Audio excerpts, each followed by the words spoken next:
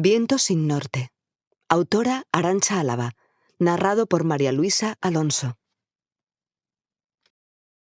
El loco.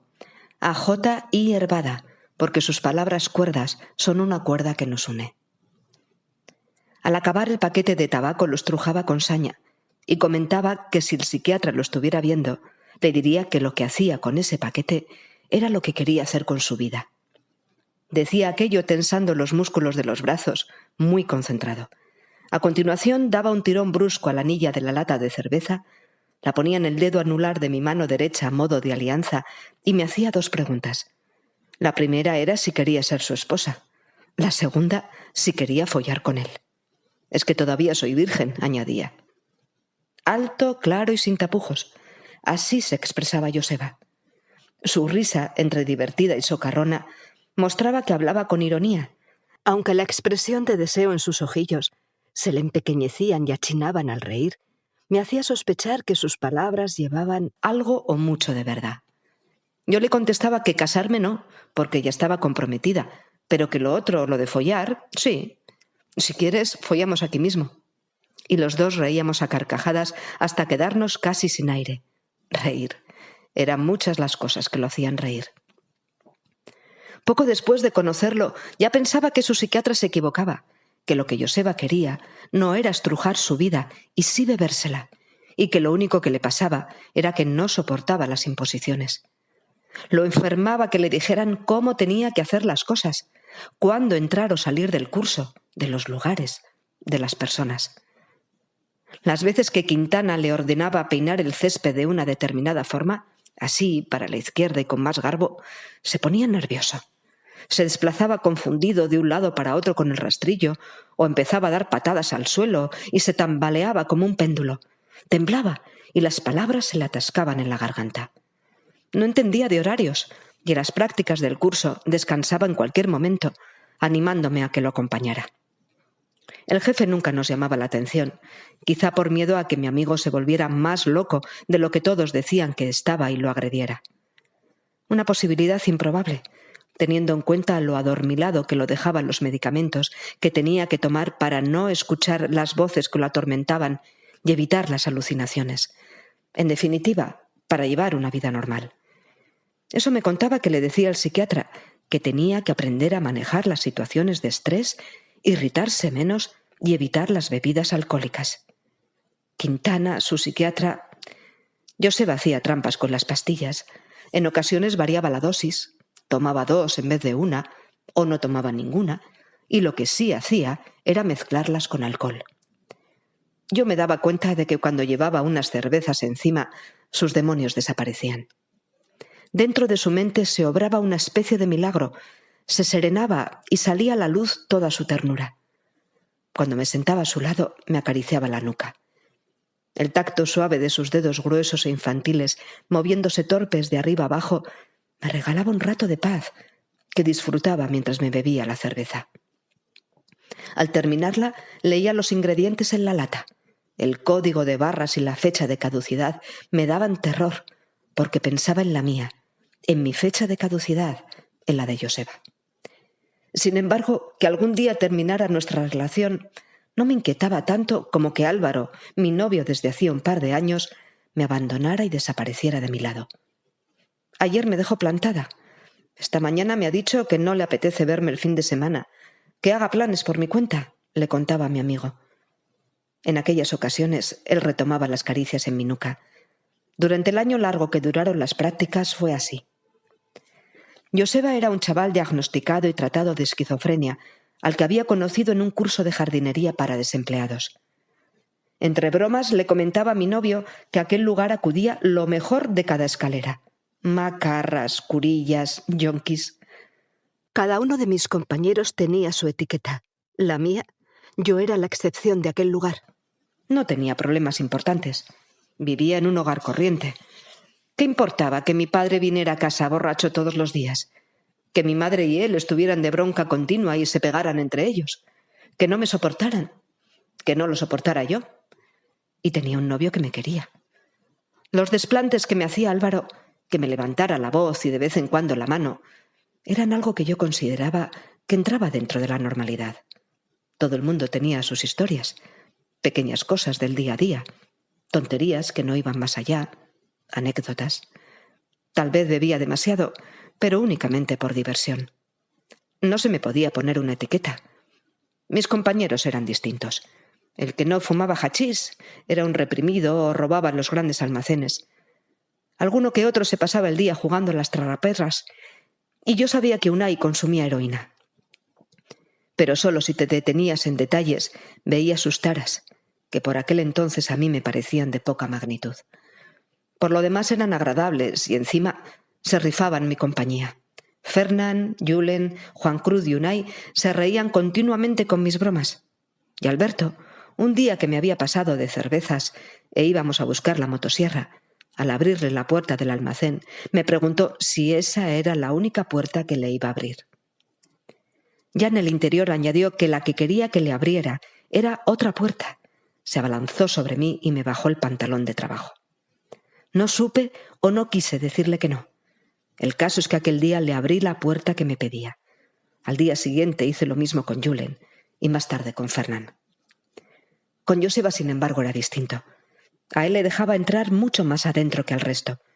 Le hablaba de mis intimidades y le permitía que me acariciara la nuca. Nunca he sabido con exactitud qué es la esquizofrenia. Google dice que es un trastorno mental que se caracteriza por alteraciones de la personalidad, alucinaciones y pérdida de contacto con la realidad. Joseba me solía preguntar para qué follaba con chicos que no me importaban. «Solo te haces daño a ti misma», solía decir. Aunque a mí me fastidiaba escuchar aquello, tenía que reconocer que llevaba razón. Mi amigo interpretaba la realidad a la perfección. Además, a diferencia del resto de las personas, que cuando les hablas afirman o desmienten con la cabeza, pero que si les preguntas lo que acabas de decir no te saben responder, él escuchaba. Quizá Google esté equivocado y la esquizofrenia sea un trastorno mental por el cual los que la padecen hacen cosas inusuales, como decir lo que piensan sin andarse con rodeos, escuchar y acariciar. Joseba observaba y acariciaba las plantas. Cuando las regaba, les hablaba y las miraba fijamente, como si estuviera realizando una gran labor.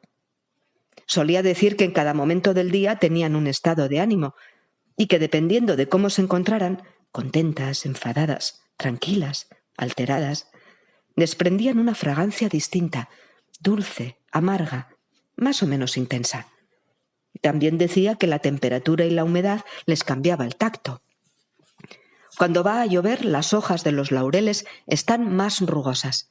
El sol, en cambio, las suaviza, y el verde es más oscuro en la víspera de los días ventosos. Son sinceras, mucho más que las personas. Tienen un gran corazón las plantas. Quintana, a espaldas de él, comentaba que estaba para encerrar. «¡Cuánto loco anda suelto!», exclamaba. Después miraba con ojos obscenos a Bego, que aparcaba su trabajo de poda. Los demás, Bego incluida, le reían la gracia, porque también pensaban que Joseba era un tarado. A mis compañeros jamás les reproché su actitud. Creo que por miedo a que me dejaran de hablar, pero me dolía que lo criticaran a sus espaldas. Está como una cabra, habla con las plantas, eso solo se le ocurre ensalado. Porque pensaba que mi amigo rebosaba bondad por cada poro de su piel, y desde luego no se merecía aquellos desprecios. Además era más cabal que el resto de nosotros, que acatábamos sumisos todas las órdenes, incluso cuando nuestra vida corría peligro. Como aquel día en el que Unai casi se mata al rodar por una pendiente peligrosa, en la que Quintana nos obligó a excavar y a contar decenas de hoyos. Joseba se negó a hacerlo. «Yo soy de letras, se me da mal contar», se excusó. Cuando escuché aquel pretexto, tonto, envidié su capacidad de negar el sometimiento, de vivir al margen. Era libre. Joseba era libre. Sentía la libertad más absoluta. No tenía miedo, o al menos no tenía tanto miedo como nosotros, que éramos incapaces de rebelarnos y decir que no. Yo en concreto no solo vivía sometida a la voluntad de Quintana, también estaban las imposiciones de mis padres. Si llegas a casa más tarde de las 11 no entras. Y las de Álvaro. Hoy sí, hoy quedamos a las 6. Mañana no. Que era el dueño y señor de nuestra relación. Hacía y deshacía a su antojo. Un día le conté a Joseba que mi novio llevaba varios días sin cogerme el teléfono. Aquella fue la primera vez que me aconsejó que lo dejara. Déjalo, sufres. Recuerdo aquel viernes porque Quintana me obligó a excavar más hoyos en aquella pendiente peligrosa y por los acontecimientos que sucedieron después. Llovía mares, los pies se me metían en el barro y cuando conseguía sacarlos, las botas me pesaban y me resbalaban. Mi escaso equilibrio emocional se reflejaba en un escaso equilibrio físico, pero aquel día, como consecuencia de una bronca la víspera con mis padres, había dormido mal y lo tenía peor que de costumbre. Me caí. El jefe que había bajado conmigo a indicarme dónde tenía que hacer los hoyos, me ayudó a levantarme y me manoseó una nalga.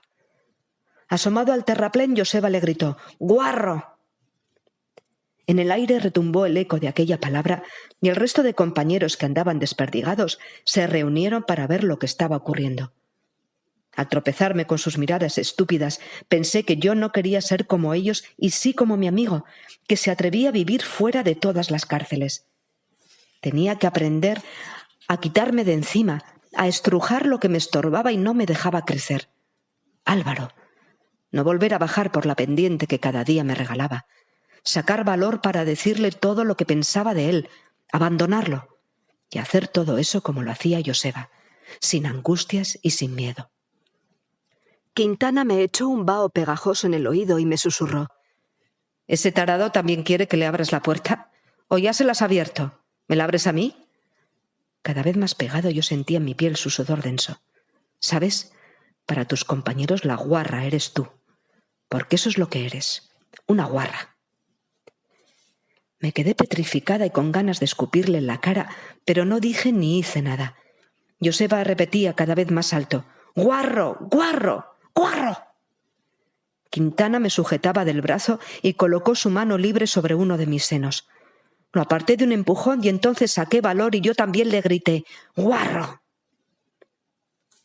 Había descubierto que aquellos que me pedían decorosamente que les abriera la puerta, que no se atrevían a pronunciar una palabra tan simple como follar, a mis espaldas me llamaban guarra. El loco y la guarra. Esas eran nuestras etiquetas. Así es como nos veían aquellos cretinos que ahora bajaban para ayudar a levantarse a Quintana. Recuerdo que me pesaban los pies, los brazos, la cabeza. Cuando conseguí subir la pendiente, Joseba me esperaba en lo más alto. Tenía los hombros más caídos que de costumbre y las venas traspasaban su frente. De sus ojos salía fuego, el mismo fuego que le encendía los cuchicheos de los compañeros, el fuego de la impotencia. Nos sentamos uno junto al otro y me acarició la nuca. Aquella tarde fuimos al parque a celebrar con unas cervezas que Quintana se había roto una pierna subiendo por la pendiente. «Porque ese guarro no vuelva a andar nunca», propuso Joseba al brindar. Dimos un largo trago y al acabar la lata me di cuenta de que estaba caducada. Pero no me importó. Nada me importaba. Ni siquiera que aquellos compañeros me llamaran guarra, porque yo había brindado por el futuro, por la libertad, y había tomado una decisión. Mi relación con Álvaro había caducado. Iba a abandonarlo a mi manera, sin seguir ninguna norma. Rompería los barrotes, saldría de mi celda. No me iba a despedir de él. Sería yo quien no le cogiera el teléfono. Desde aquel momento solo abriría la puerta a quien yo quisiera.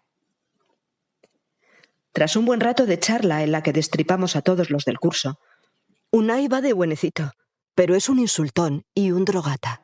Fernán es un salido y la tiene pequeña». Cuando yo decía que ni se le notaba, Joseba no podía parar de reír. Me volvió a preguntar: «¿Quieres ser mi esposa?».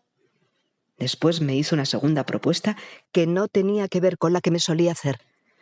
«Vamos a hacernos un retrato de matrimonio». Cortó un ramillete de margaritas silvestres y me lo ofreció. Entramos en una tienda de fotografía.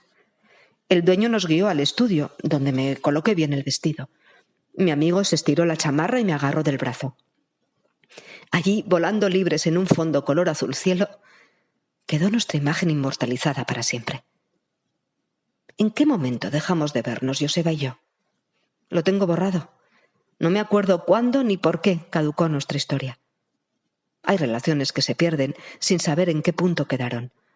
Un día, de repente, en una curva, en nuestro caso la curva pudo ser que el curso acabó, o quizá que ingresaron a Joseba por una recaída, o que yo abandoné las plantas. Las personas empiezan a caminar por diferente senda. Sin embargo, hay vivencias que nos acompañan siempre. Aquella fotografía aún sigue en mi mesilla y cada día me devuelve la ternura de mi amigo.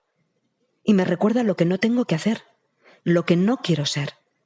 Porque cada vez que la miro me veo a mí sin equilibrio en el fondo de una pendiente y también veo a Joseba en lo alto, brillante, con la mirada inocente de un niño. Impotente, sí, pero con el coraje que se necesita para llamar guarro a un jefe, para decir la verdad a la cara. Y entonces siento el vaho pegajoso del aliento de Quintana y vuelvo a temblar y escucho las voces de aquellos compañeros pidiendo que les abra la puerta, mi puerta. Y me acuerdo de mi amigo, de cuánta razón llevaba al decirme que me pasaba el día follando con chicos que no me importaban en absoluto, ni de las cervezas que compartíamos y de la fecha de caducidad de cada una de ellas. Ayer, después de 2 décadas, me crucé con Joseba. A pesar de que había engordado, lo reconocí al instante. Caminaba solo, con las manos dentro de los bolsillos y la vista dirigida hacia el suelo. Lo llamé por su nombre. Levantó la cabeza y me regaló la mirada tierna infantil de entonces. Seguía igual. Era un animal libre y bello. «¡Qué guapa estás!», me dijo y continuó. «¿Quieres follar conmigo? Es que todavía soy virgen».